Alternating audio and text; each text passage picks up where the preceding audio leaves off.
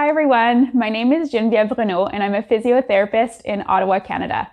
I'm so excited to have you guys join me for a behind the scenes sneak peek into who I am and what I do so that you can get to know me a little bit better. I have my Bachelor's of Science in Physio from the University of Ottawa and my Master's of Clinical Science from Western, which grants me my FCAMT designation. I'm also a registered international sport physiotherapist thanks to my diploma in sport from SPC. My current in-person caseload is mostly filled with youth and pre-professional dancers, as well as active people that are trying to return to their activities and sports after an injury. I also see a fair share of complex chronic orthopedic conditions that are referred to me. Living a happy and healthy lifestyle is super important to me. My rule of thumb is that I can't give a patient an exercise if I can't do it. So I try to stay healthy and fit so that I can be a good example for everyone that comes into the clinic to see me. I'm part of the 5 a.m. club and wake up every weekday at 5 a.m. to get my day started with a workout. I find that really just gets me centered and focused. And I just feel better going into the clinic once I've already done my workout for the day. And it also ensures that I put myself first every day. On the weekends, I don't wake up at 5 a.m. and tend to go on more adventure style activities with my hubby. So whether that's going, for a run together or a bike ride or a kayak or a hike, or in the winter we'll go snowshoeing. So just trying to discover the outdoors near us and do some fun things together. And that's really important. The other thing that I do to stay healthy is meal prep. So on the weekends, I'll make a bunch of healthy foods so that our fridge is stocked for the week. And then we never have the excuse of there's nothing in the fridge to eat. So we're always surrounded by really yummy meals and healthy snacks, and sometimes not so healthy snacks because that's good for you too. And I try to do my 5-minute journal to, practice gratitude and focusing on the things that I can do to ensure that I have a good day and a good week. And lately, I have been practicing the power of saying no. And so putting myself first has been a big change since COVID. And that's been really good to help me take care of myself first so that my cup is full to help others. My guilty pleasure is ice cream. Although I say it's a guilty pleasure, but I never feel guilty when I eat ice cream. It's super delicious and comes in all the flavors. And so that's definitely one of the things that I love. And when I can travel, wherever we go, I always try to find the ice cream shop with the highest Google rating and go scope out their ice cream flavors.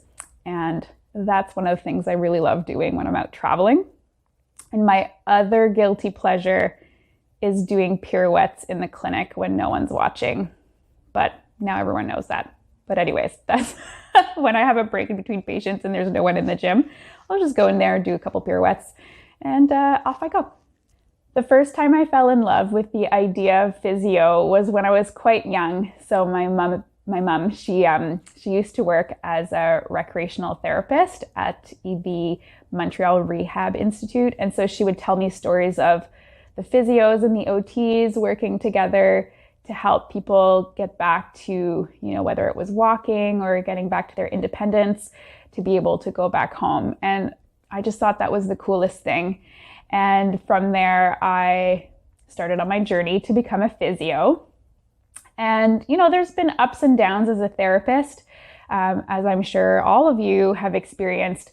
But now that I've been practicing for a few years and I've really figured out kind of who I am as a therapist and who I'm best suited to treat, and I've really fallen into love with the profession again and really truly love my patients and my caseload.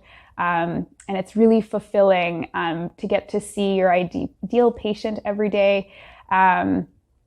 And also being able to merge my passions for rehab and dance in not only the clients that I see in the clinic and virtually, but also getting to share my passion by teaching. My favorite channels to follow on social media, the first one has to be the Awkward Yeti, so the Heart and Brain. If you're not already following them, you should follow them.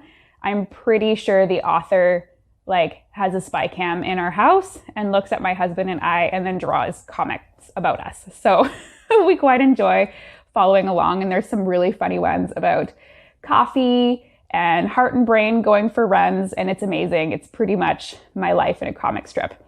In terms of kind of clinically and professionally, I love to follow all of the other dance physios around the world and movement specialists that work with dancers. It is so amazing how we can actually all work together, even though we might be literally around the world from each other, and get to practice exercises that different people are posting on social media.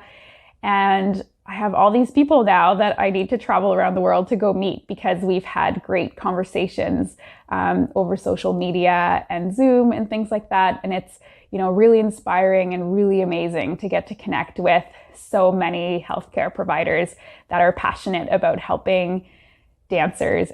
Thank you so much for watching and getting to know me a little bit better. If you have any questions, you can totally send me a DM at Jen Renaud Physio. That's where you'll find me, or find our dynamic duo, me and Dinah, at Pivot Dancer. We're on social media every day, so we won't miss it. And we are so excited for our course. So assessing and treating dancers and artistic athletes, and it's for 8 weeks. So we're gonna have a deep dive week to week, live sessions, and every week has a different subject or theme, and you can check that out on Embodia on our course page. You'll see what every week's theme is about, and we're super excited to bring to you not just the physio perspective of everything we've learned about treating dancers in the clinic, but also we're going to have special guests coming in almost every week to bring in their perspective as dancers and dance medicine researchers and all types of other healthcare practitioners that work with dancers as well. And so trying to really be well-rounded and multidisciplinary and patient-centered in our approach in teaching you how to better manage and help dancers in your clinic. We can't wait to see you guys, and have an awesome day. Bye.